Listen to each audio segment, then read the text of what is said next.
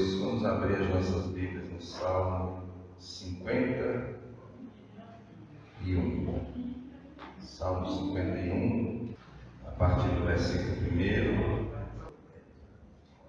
que diz assim: Tem misericórdia de mim, ó Deus, segundo o teu constante amor, segundo a tua grande compaixão, apaga as minhas transgressões.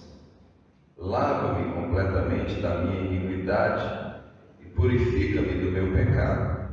Pois eu conheço as minhas transgressões e o meu pecado está sempre diante de mim. Contra ti somente pequei e fiz o que é mal diante dos teus olhos, de modo que é justo quando falas e puro quando julgas. Certamente em iniquidade fui formado e em pecado me concebeu a minha mãe. Certamente tu amas a verdade no íntimo, no oculto me fazes conhecer a sabedoria. Purifica-me com ensopo e ficarei puro, lava-me e ficarei mais alvo do que a neve. Faze-me ouvir júbilo e alegria, regozijem-se os ossos que tu quebraste. Esconde a tua face dos meus pecados e apaga todas as minhas iniquidades.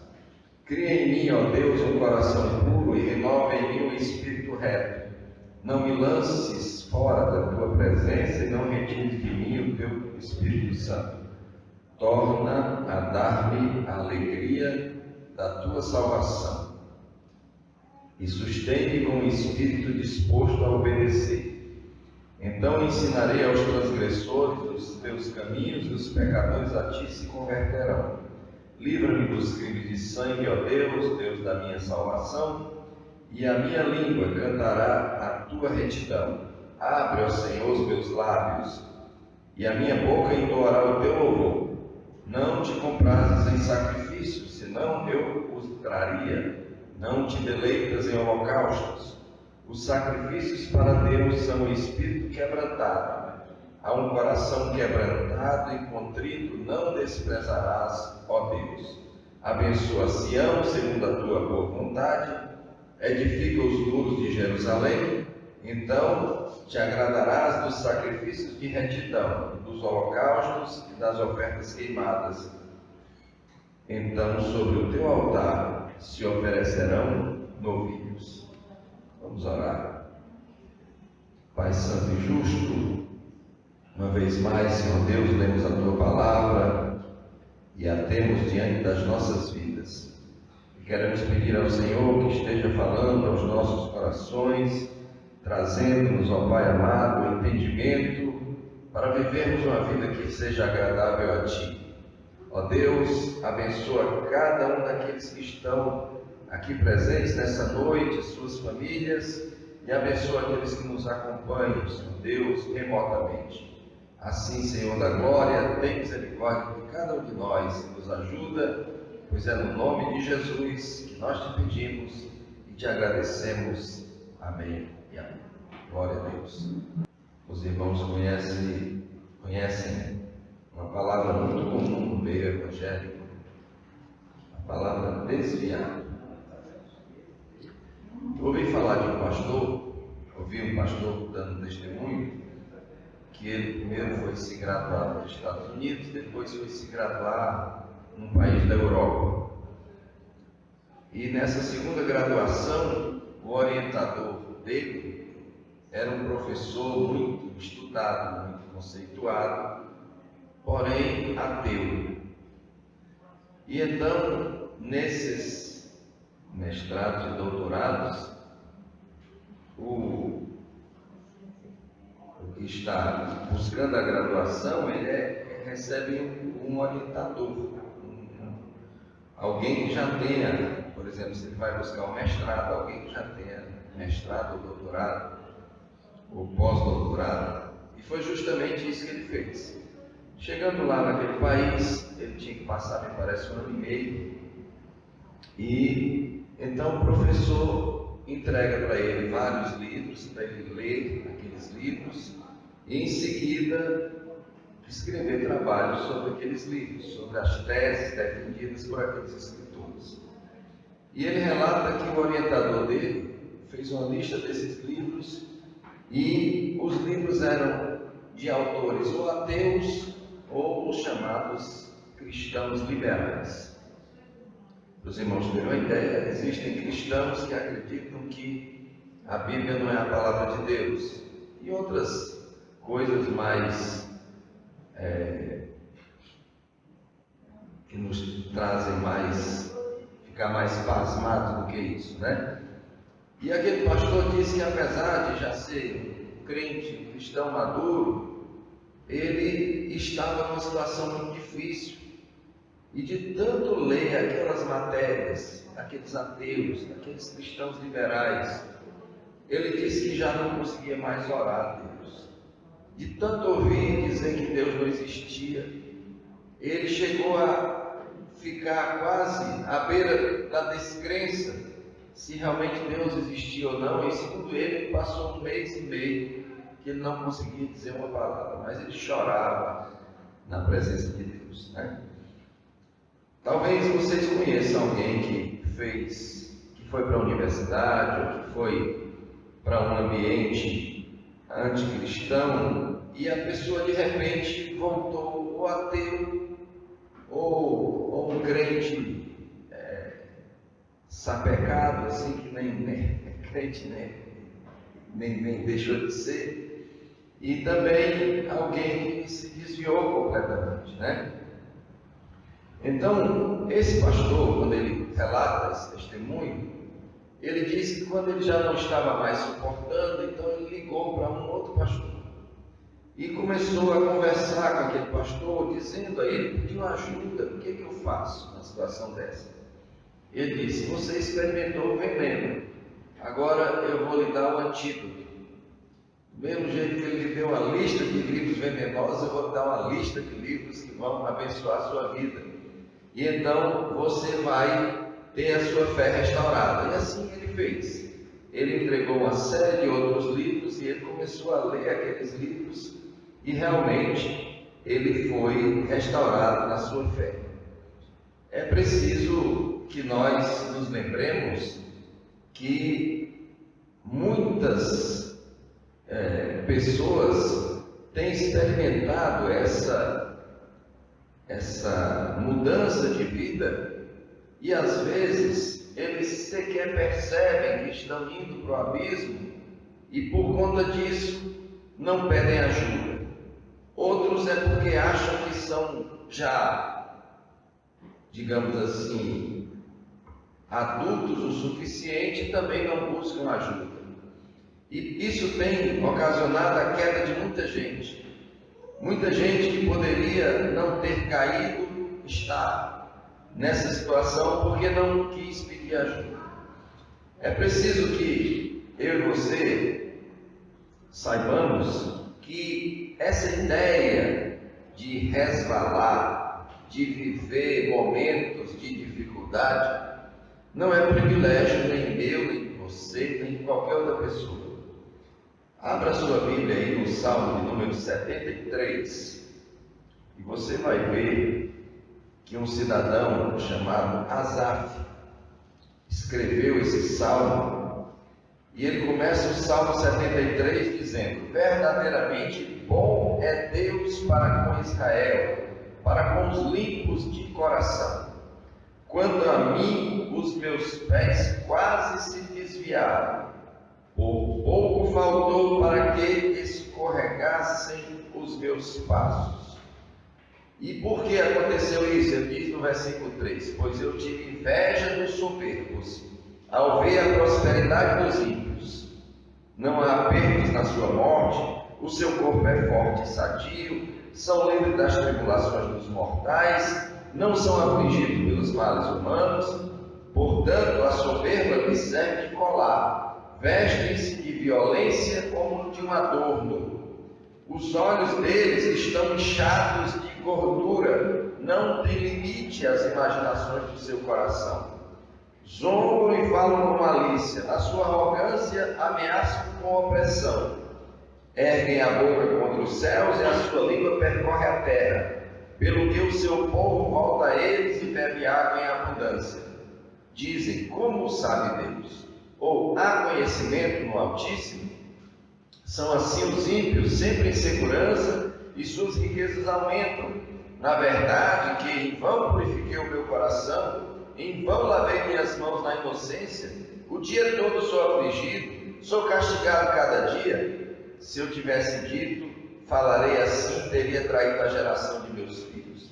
Quando tentei compreender isto, fiquei sobremodo perturbado, até que entrei no santuário de Deus. Então entendi o fim deles. Certamente tu os pões em lugares escorregadios, tu os lanças em destruição. Quão repentinamente são destruídos, totalmente consumidos de terrores. Como faz com o sonho o que acorda, assim o Senhor, quando acordares, os desprezarás como fantasias. Quando o meu coração se amargurou e senti picadas nos meus rins, estava embrutecido e não sabia, era como animal perante ti. Todavia estou de contínuo contigo.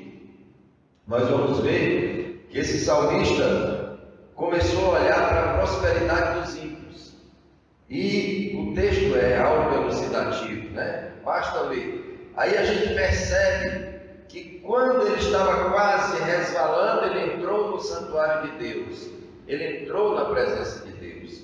Ele buscou a ajuda de Deus e então ele mudou de ideia. Ele conseguiu perceber que as coisas não eram exatamente como ele estava vendo. Ele reconhece, eu estava embrutecido. Aí, o que ele fez? Ele disse, todavia estou de contínuo contigo, tu me seguras pela minha mão direita. Guarda-me com o teu conselho e depois me receberás na glória. Então, muitos já passaram por essa situação. É preciso que a gente entenda que a recomendação de Paulo na carta do apóstolo, na carta escrita aos Efésios, ela fala sobre aquilo que nós falamos no último culto, sobre o capacete da salvação. Fala sobre o dia mau. Então chegou o prazar do dia mau, o dia em que ele estava indignado porque via a prosperidade dos ímpios e ele vivendo em aflição, ele vivendo em dificuldade, até que ele buscou a presença de Deus e pôde perceber que as coisas não eram exatamente como ele estava vendo. Então, existem situações na nossa vida que as hostes da maldade produzem o dia mau. Porém, não foi somente esse fato que aconteceu. A Bíblia registra outros fatos. Nós lemos no Salmo 51, uma outra situação, desta feita com Davi, e nós falamos de Asaf, porque Davi já é bem conhecido de todos, mas o Salmo 51 se refere a uma situação descrita na segunda carta, na segunda livro de Samuel, no capítulo 11, quando todos nós já sabemos da história, quando Davi, que estava no palácio, na época, diz a Bíblia, em que os reis costumavam estar na guerra, Davi não estava ocupando a sua mente, ocupando a sua vida. Então, na época dos reis estarem em guerra, onde é que estava Davi? Davi estava no palácio. E a Bíblia diz então que ele viu uma mulher desnuda e mandou chamar aquela mulher, se deitou com ela, adulterou com ela. Porém, Davi, ele não estava com os pensamentos guardados para Deus. Pelo contrário, Davi achou que conseguiria esconder-se de Deus e os seus pensamentos não estavam de acordo com a vontade de Deus. Faltou a Davi o discernimento, o capacete da salvação. Então, se nós queremos evitar que o dia mau chegue, seja o encantamento com a prosperidade dos ímpios, seja o encantamento com qualquer tipo de pecado, então nós precisamos estar habilitados por Deus com o capacete da salvação. Temos o discernimento de que aquilo que nós estamos fazendo precisa ser colocado em teste. E todas as vezes que nós formos fazer alguma coisa, nós devemos colocar essa coisa diante de Deus. Esse pensamento precisa ser colocado diante de Deus E a primeira pergunta que a gente pode fazer é: se eu fizer isso que eu estou pensando, isso que eu estou pensando vai ser um benefício para as pessoas? Deus vai ser glorificado? Em segundo lugar, se o que eu vou fazer é uma coisa que realmente vai fazer bem para as pessoas, Deus vai ser glorificado, significa dizer que eu posso publicar, que eu posso dizer para todo mundo, né? Posso fazer à vontade no Facebook, pergunta o que você está pensando, aí o pessoal escreve o que está pensando. Em terceiro lugar, esse pensamento vai glorificar a Deus? Todas as vezes que nós formos fazer alguma coisa, nós precisamos usar o discernimento para evitar que a nossa vida seja comprometida pelo maligno, que é especialista em criar o chamado dia mau. Vocês com certeza já ouviram aquela expressão, eu lembro disso, não sei se aqui não é muito comum, mas eu convivi com muita gente do Rio de Janeiro e eles usavam muito uma expressão: pensa que é esperto. Então a gente vê que Davi pensou que era esperto. Davi disse: eu já sei o que eu vou fazer, vou chamar o marido dela que está na guerra, ele vai se deitar com ela já avisou que está grávida, então pronto, ele vai se deitar com ela, para todos os efeitos o filho é dele. Ele pensava que era esperto. Mas, para a decepção dele, os irmãos já sabem que o marido dela se recusou a entrar em casa.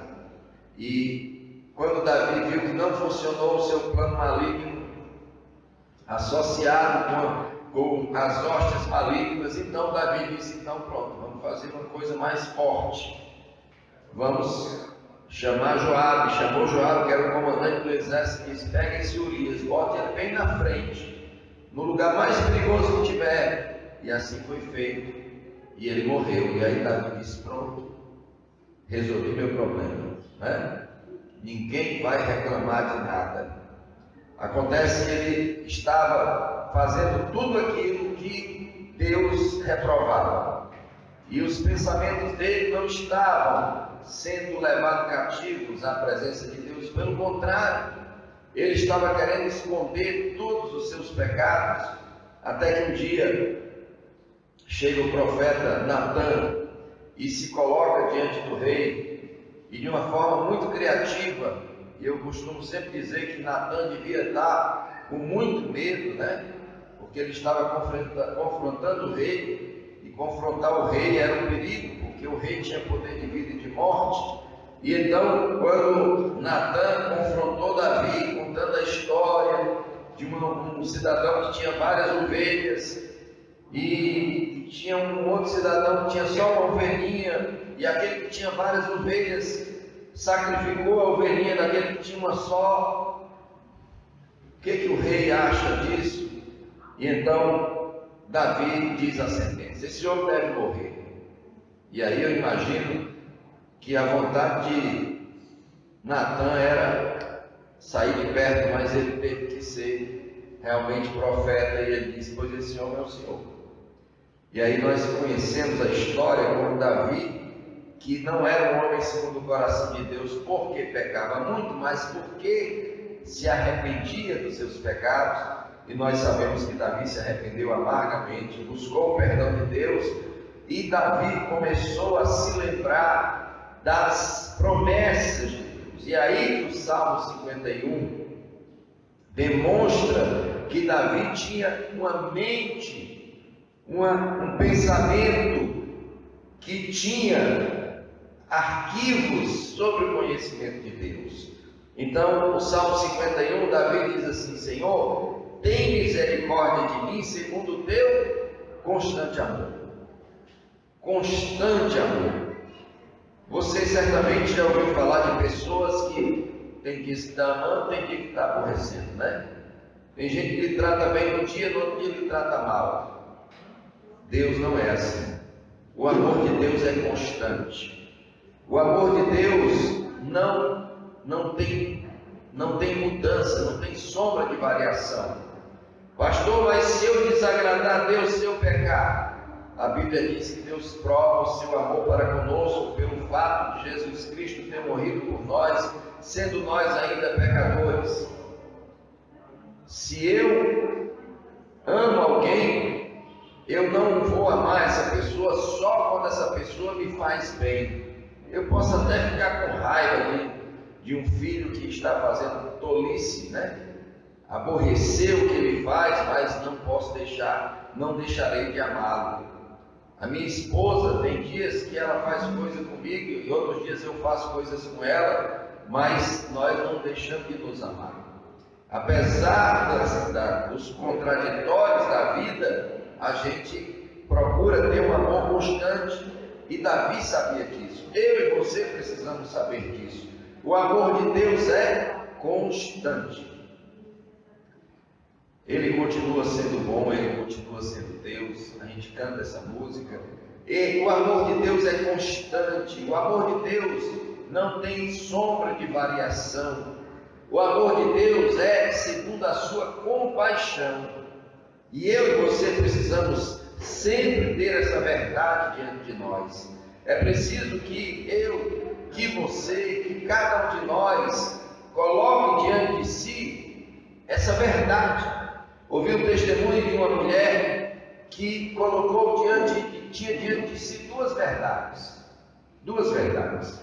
A verdade dos médicos e a verdade de Deus. Ela leu na Bíblia Sagrada que o Senhor levou sobre si as suas dores, as suas enfermidades. E ela viu o diagnóstico médico dizendo que ela ia morrer. Ela ia morrer com uma doença incurável. Então ela tinha diante de si duas verdades. Os homens dizendo que a doença dela era incurável. E Deus dizendo que Jesus tinha levado sobre si as suas dores, as suas enfermidades. E ela começou a buscar na Bíblia Sagrada. E ela começou a buscar e ela já estava muito doente, vivia deitada. E ela botou na frente da cama dela, mandou fazer versículos grandes para ela ler deitada, de longe. E assim que ela abriu os olhos, ela lia as promessas que Jesus trazia cura. E ela lia constantemente. E as pessoas iam visitá-la e ela foi definhando. E os médicos disseram: ela vai viver um mês. A família pode preparar aí o velório e tal. Um mês ela vai passar para a eternidade, vai morrer. Mas aquela mulher continuou colocando diante de si a fé e ela crendo na palavra de Deus. Os homens diziam: é incurável. E Deus disse que não há impossível para aquele que crê.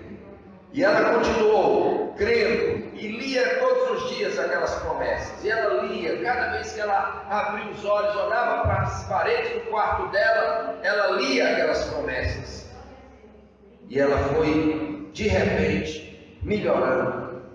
Porque a fé, irmãos, ela faz com que o impossível venha a acontecer. E quando eu e você damos crédito à palavra de Deus, a palavra de Deus ela é viva. A palavra de Deus ela é viva, ela é eficaz, ela é mais penetrante do que qualquer espada de dois gumes. E ela diz de si que ela entra até a divisão da alma, do espírito, das juntas, das medulas. A palavra de Deus é poderosa. O salmista diz que a palavra de Deus ela faz parir as servas, os animaizinhos do campo. E Davi diz: Senhor, tem misericórdia de mim, segundo o teu constante amor. Davi está dizendo: eu pequei, eu errei. Ele vai dizer: mas eu sei que o Senhor me ama. Eu sei que o amor do Senhor é um amor que não é movido por reciprocidade. Você já ouviu falar aquelas frases bem conhecidas: a minha educação depende da sua, né? Ou seja, se o camarada é mal educado, você vai ser mal educado também. Deus não é assim. Se você me amar, eu vou lhe amar. Deus não é assim. Deus nos ama e o amor de Deus é constante. E nós precisamos colocar isso na nossa mente. Esse amor de Deus que é constante, E o amor de Deus não é segundo os nossos procedimentos, é segundo a compaixão do Senhor. Nós não somos salvos porque somos bonzinhos, porque somos assim, porque somos assados. Nós somos salvos pela graça sois salvos. Isso não vem de vós, é dom de Deus. A salvação não é uma conquista nossa, ela foi conquistada por Jesus na cruz. Eu ouvi uma ilustração muito interessante sobre graça, né? Muitas ilustrações eu já ouvi, mas hoje eu ouvi mais uma que eu achei maravilhosa. Eu ouvi duas, mas eu preferi uma. Um cidadão, um pastor muito conhecido, já falecido, ele disse: irmãos, é assim. Ele disse que ouviu de outro pastor. O pastor foi explicar o que era misericórdia, o que era graça, né? Aí ele disse assim: misericórdia é assim, ó. O seu pai chegava para você e dizia: olha, eu vou lhe dar 10 lapadas, né? Bater em você 10 chineladas. Antigamente podia, né? Hoje em dia corre o risco do pai ir preso. Aí quando chegou lá no quartinho do castigo, o menino se preparou e o pai parou na quinta. Ele disse: papai, o senhor disse que era 10, o menino já era acostumado. O senhor disse que era 10, ele disse: isso aqui eu dei só 5, para você saber o que significa misericórdia. Você precisava de 10, mas eu dei só 5. Isso é misericórdia. Aí alguém pergunta: pastor, e graça? Graça é quando você merece 10 lapadas e aí o seu pai lhe leva para tomar sorvete. Aí ele diz: isso aqui é graça, meu filho. Você merecia uma pena de 10 lapadas e você vai tomar sorvete. Que coisa boa. Davi sabia que Deus era um Deus que apagava as transgressões. Ele diz: Senhor, o teu amor é constante segundo a tua grande compaixão. Então, Senhor, apaga as minhas transgressões. Às vezes, irmãos, a gente passa a vida toda sofrendo porque cometeu um pecado. Às vezes a sociedade aponta para nós, as pessoas apontam para nós, mas Davi sabia que o amor de Deus era constante e que ele tinha compaixão e que ele apagava as transgressões. A Bíblia diz que assim como o Oriente é para cá, o Oriente está distante do Ocidente, assim o Senhor apaga de nós as nossas transgressões. A Bíblia diz que o Senhor pega as nossas transgressões e lança no mar do esquecimento. Talvez, dizem que o Oceano Pacífico é o oceano mais profundo, mas não tem oceano mais profundo do que o mar do esquecimento. A Bíblia mostra então que Davi diz: Senhor, lava-me completamente da minha iniquidade e purifica-me do meu pecado.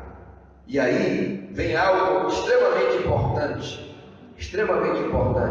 Davi diz assim: pois eu conheço as minhas transgressões e o meu pecado está sempre diante de mim. Então, coisa importante é a gente conhecer tanto as nossas transgressões como as nossas fragilidades. Os irmãos imaginem que nós vamos querer, todo mundo, a boa parte das pessoas já brincou nos parques de diversões. Eu não sei se ainda existe hoje, que hoje em dia atirar o negócio tem, né? Mas acho que ainda tem tem criança, ainda tem que tirar o alvo no parque de diversão. Então para poder você tentar atirar aquele alvo, você tem que saber qual é o alvo. Então, da mesma forma, é preciso que a gente busque a graça de Deus, a proteção de Deus, para determinados alvos da nossa vida. Davi diz: Senhor, eu sei quais são as minhas transgressões. Eu sei. Em outra ocasião, o salmista disse: Senhor, me perdoa até dos pecados que são ocultos. Há coisas que a gente faz, às vezes a gente ofende uma pessoa e a gente não sabe. A gente diz uma palavra e atinge alguém sem que a gente saiba. Então esses são os pecados ocultos. Mas existem pecados que nós sabemos, existem fragilidades que nós conhecemos. Então nós precisamos identificar essas fragilidades e colocá-las diante do Senhor, Davi diz exatamente, diz: Senhor, contra ti somente pequei, fiz o que é mal diante dos teus olhos, de modo que és justo quando falas e impuro quando julgas. E Davi então coloca-se diante de Deus, sabendo que Deus ama a verdade no íntimo.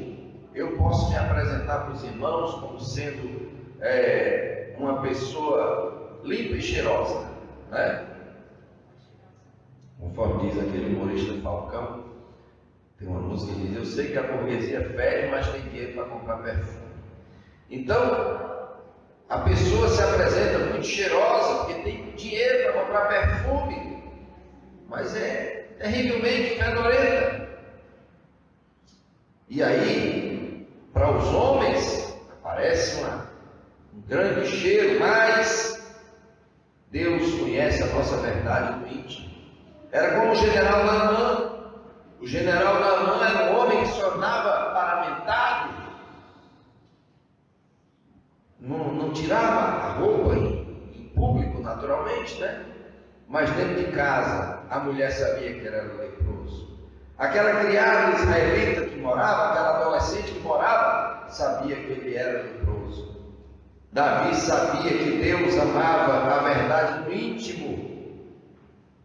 E então Davi pede uma purificação. E ele sabia, e nós precisamos saber, nós precisamos ter isso em mente. Ele diz: purifica-me com isopo e ficarei puro, lava-me e ficarei mais alvo do que a neve. Portanto, o Senhor, Ele tem esse poder de transformar as nossas vidas, de desfazer as ideias que o maligno coloca diante de nós. É muito comum o maligno querer nos convencer que nós somos fracos, que nós somos perdedores, que nós somos derrotados. Mas eu prefiro ficar com o que a palavra de Deus diz: nós somos mais do que vencedores por aquele que nos amou. É preciso que eu e você coloquemos sempre diante de Deus pensamentos que correspondem ao desejo de Deus para as nossas vidas, às promessas de Deus para a nossa vida. Porque a nossa vida sempre vai se mover na direção dos nossos pensamentos mais frequentes.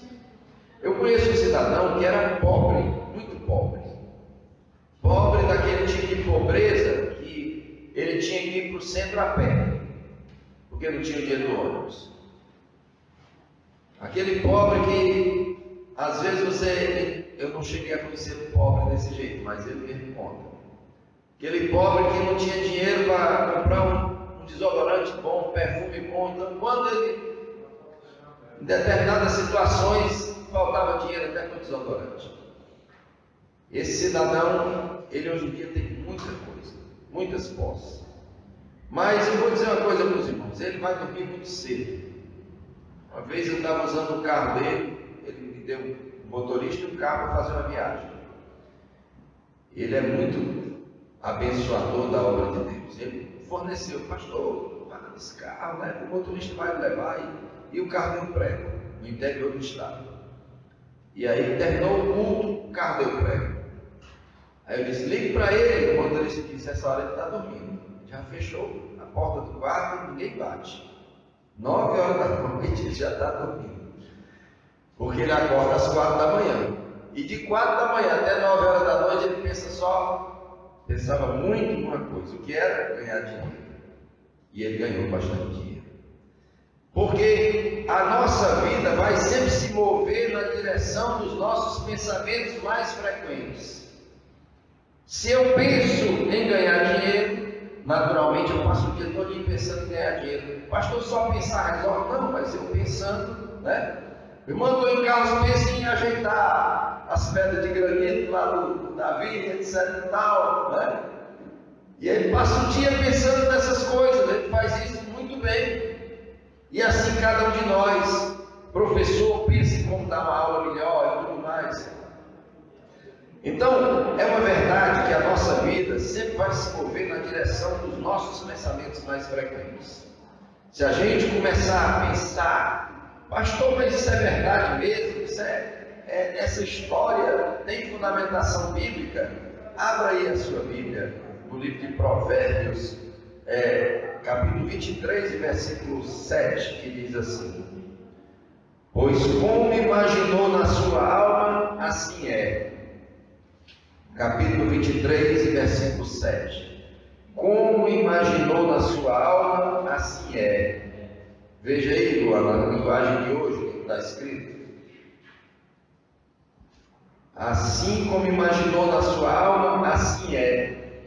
Se eu e você começarmos a pensar constantemente em como fazer melhor a obra de Deus, com certeza nós vamos ter ideias.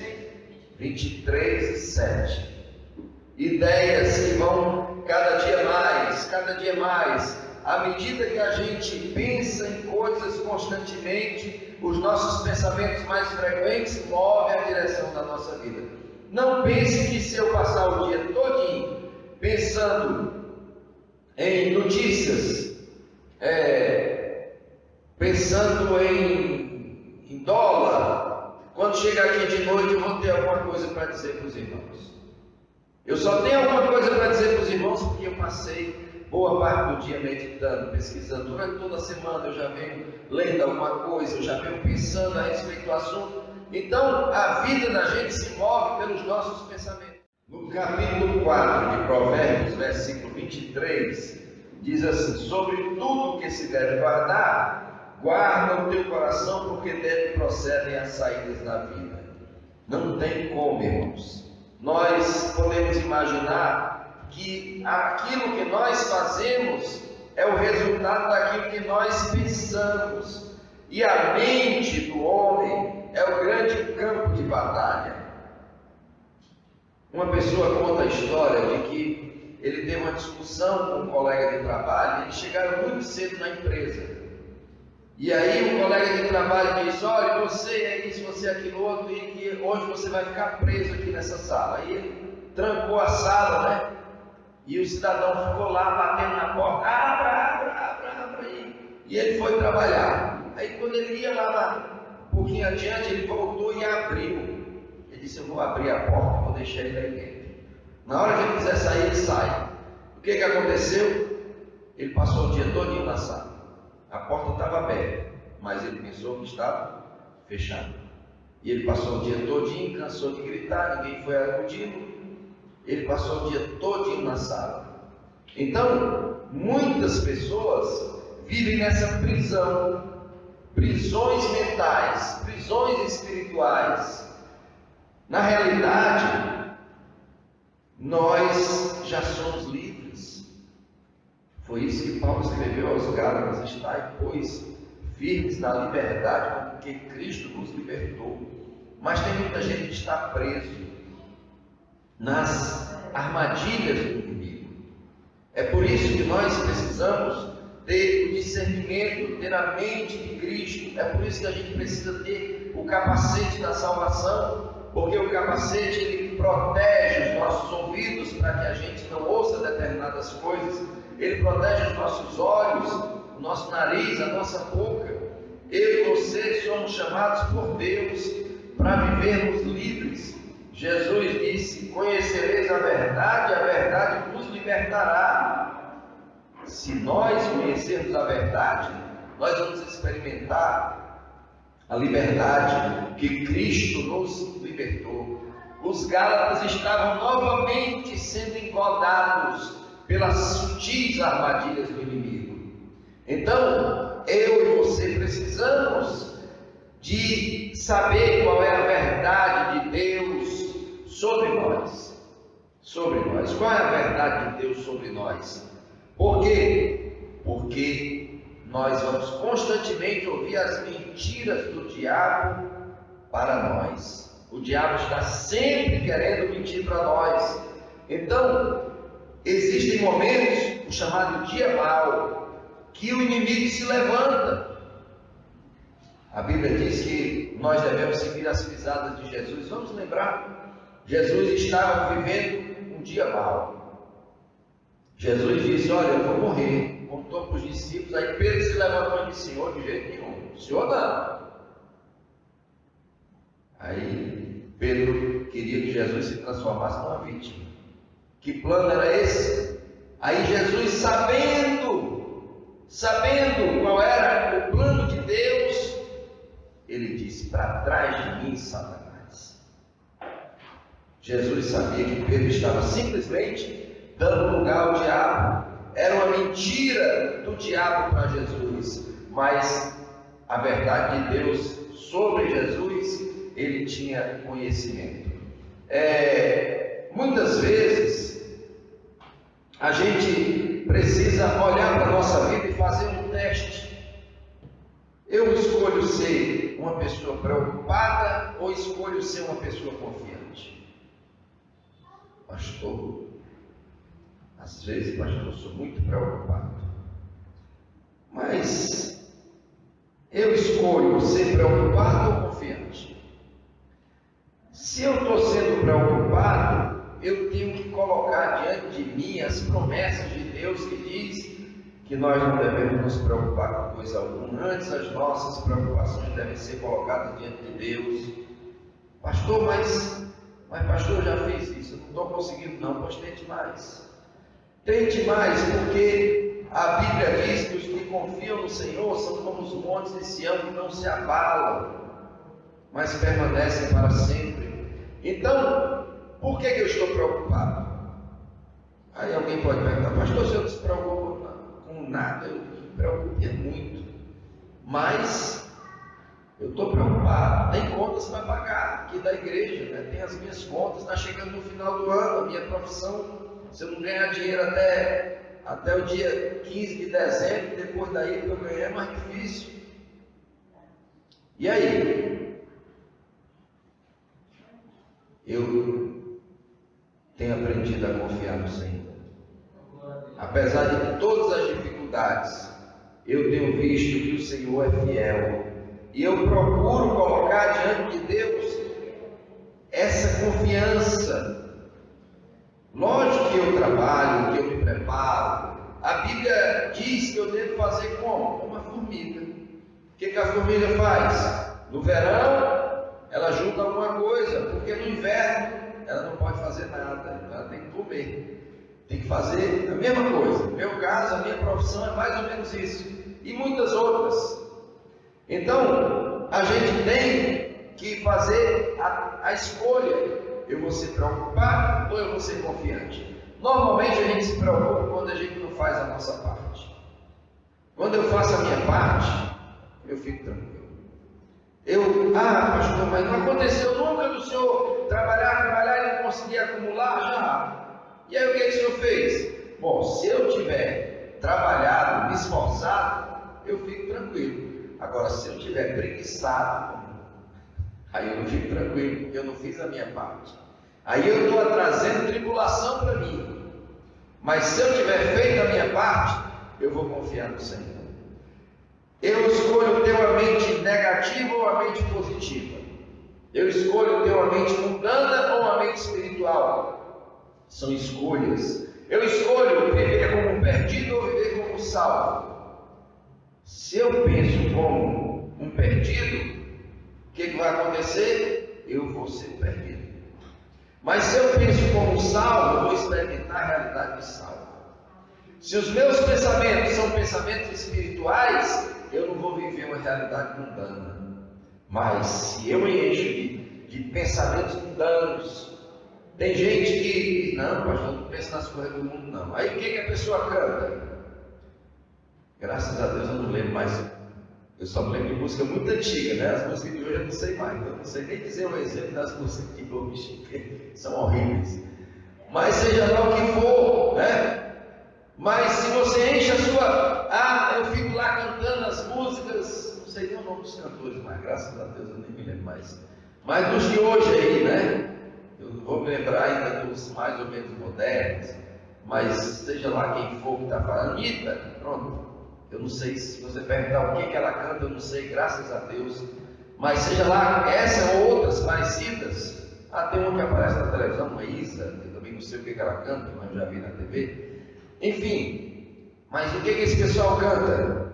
Via de regra, o que eles propagam? São mensagens espirituais? Não. São mensagens mundanas, algumas das vezes mensagens satânicas. Então, os meus pensamentos, eu devo colocá-los no plano divino e, naturalmente, é preciso que a gente faça disso um hábito. Um hábito. Por exemplo, ler a palavra de Deus deve ser um hábito. Deve ser um hábito.